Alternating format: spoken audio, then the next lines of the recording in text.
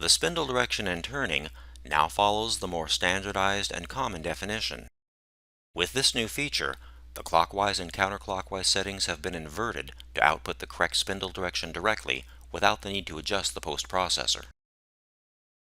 Clockwise and counterclockwise now conform to the common understanding of turning direction, from part to tool. Tooltip pictures further assist you in understanding how clockwise and counterclockwise are defined.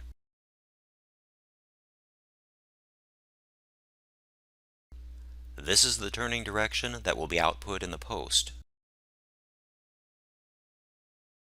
Now we'll post-process and see how the output spindle direction matches what we specified.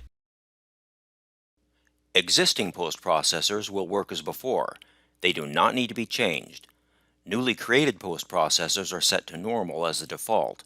Previously, they had to be changed manually. This is no longer the case.